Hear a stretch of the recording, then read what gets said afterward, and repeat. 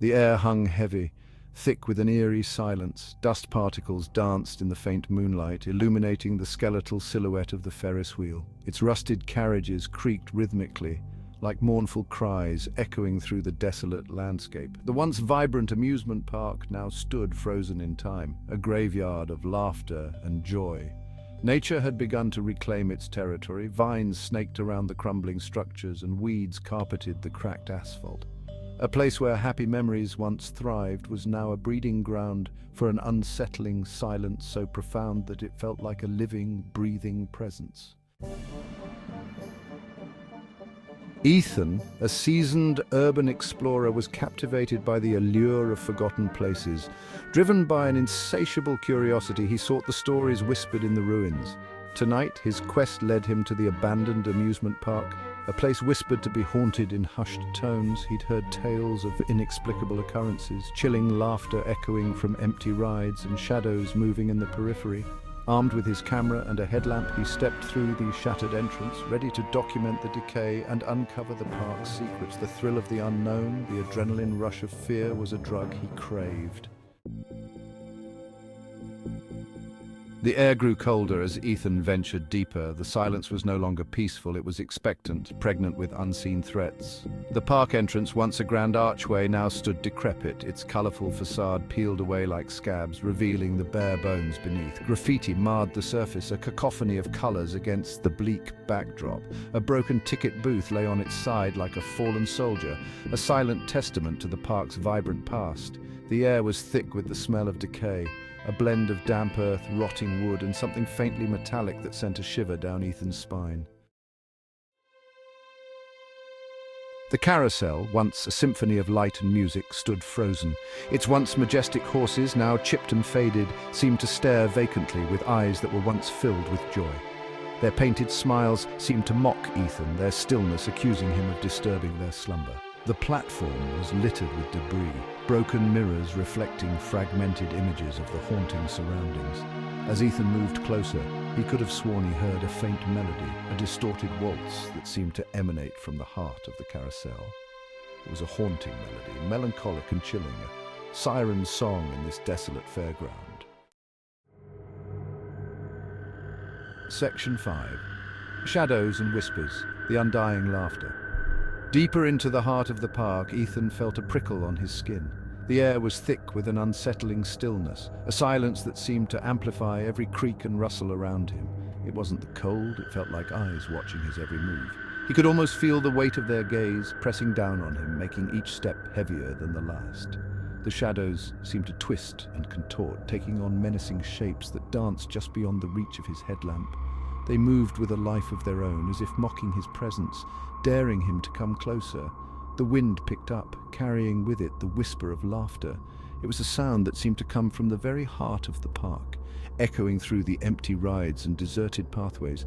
It was faint at first, almost indistinguishable from the rustling leaves, but it grew louder, more distinct, morphing into a chilling cackle that seemed to come from everywhere and nowhere at once.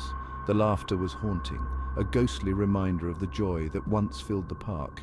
Ethan's heart pounded in his chest, a drumbeat against the silence of the park. Each beat echoed in his ears, a stark contrast to the eerie quiet that surrounded him. He tried to rationalize the sounds, but his mind conjured images of unseen entities, their laughter fueled by a darkness he couldn't comprehend. The park, once a place of joy and laughter, had become a twisted nightmare, a place where shadows whispered secrets and laughter turned to terror. Section 6. The Haunted House. A threshold to terror. Looming ahead, shrouded in an unnatural darkness, was the haunted house. Even in its prime, it was a place of manufactured fear, but now it exuded an aura of genuine dread. The air around it felt different, heavy and oppressive. The laughter, louder now, seemed to emanate from within its decaying walls. The painted figures on the facade, ghosts and ghouls, once comical, now appeared grotesque, their expressions contorted in silent screams. The entrance, a gaping maw, beckoned Ethan, promising a glimpse into the heart of the park's darkness. He hesitated, a wave of unease washing over him, but the thrill of the unknown, the very essence of his explorations, urged him forward. Section 7, grotesque murals, faces of madness. Inside, the haunted house was a labyrinth of corridors and rooms, each one a testament to forgotten nightmares. The air was thick with the smell of dust and decay, a musty odor that clung to the back of Ethan's throat. Cobwebs, thick and heavy, hung like macabre decorations. The walls were adorned with murals, once vibrant scenes of horror, now faded and peeling, revealing the bare bones of the structure beneath. The characters in these murals, clowns with blood-red smiles and skeletal figures with eyes that seemed to follow Ethan's every move, were rendered with a disturbing realism that made his skin crawl. Section 8, the Hall of Mirrors, distorted reflections. He found himself in a hallway lined with mirrors. Their surfaces were clouded with age and grime, reflecting distorted images that were both fascinating and disturbing. Ethan saw himself, his features stretched and elongated, his fear magnified in the reflection. But there was something else, a fleeting glimpse of a figure standing behind him, tall and shadowy, with eyes that glowed an unnatural green. He spun around, heart hammering against his ribs, but the hallway was empty. A chill ran down his spine, sending a wave of goosebumps across his skin. The laughter echoed around him, mocking his fear, feeding his growing unease. Section 9, the Vortex, a supernatural abyss. This chapter delves into the heart of the unknown, where reality bends and the supernatural reigns supreme. At the end of the hall, a swirling vortex of colors materialized, pulsing with an energy that seemed to vibrate through the air. The colors were not just seen, but felt, each hue resonating with a different emotion, a different fear. It beckoned Ethan, promising answers to the mysteries of the park. The vortex seemed to whisper his name, its call irresistible, drawing him closer with each passing second. As he got closer, he felt a pull, a force that threatened to consume him. It was as if the very air around him had turned into a living entity, wrapping around him, pulling him towards the unknown.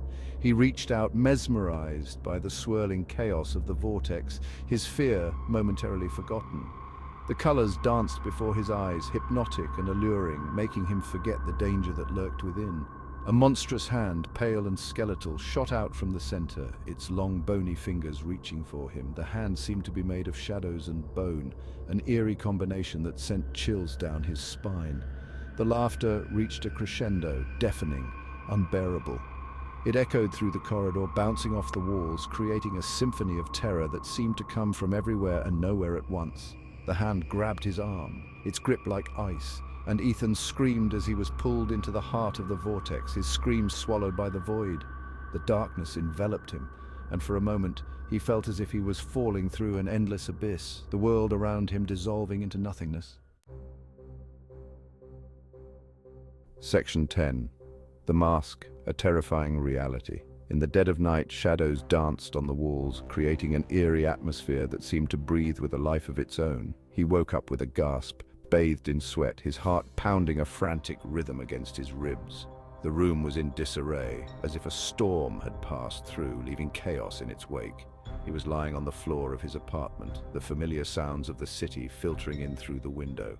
The distant hum of traffic and the occasional honk of a car horn were the only reminders of normalcy. Had it all been a dream? The line between reality and nightmare blurred, leaving him in a state of confusion and distress. A hallucination brought on by stress or something he ate? His mind raced, trying to piece together the fragments of his shattered reality. As he sat up, he felt a strange tightness on his face. It was an unfamiliar sensation, one that sent a shiver down his spine. He reached up, his hand trembling, and his fingers touched something cold and hard.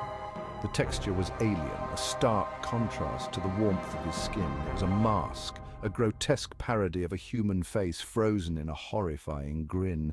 The mask seemed to mock him, its expression a twisted reflection of his own fear. The eyes were wide and staring, the smile a gash of crimson lips. Each detail was meticulously crafted to evoke a sense of dread. The mask was fused to his skin. It was not just an accessory, it had become a part of him, an inescapable prison. He screamed, a primal sound of terror that echoed through the apartment, his reflection in the window no longer his own. The face staring back at him was a stranger's, a haunting visage that mirrored his inner turmoil, the amusement park, the laughter, the monstrous hand. It was not a dream. The memories flooded back, each one more vivid and terrifying than the last. It was real, and it was not over. The sense of danger was palpable, an ominous cloud hanging over him, promising more horrors to come. The night was far from over, and the terrifying reality he faced was just beginning.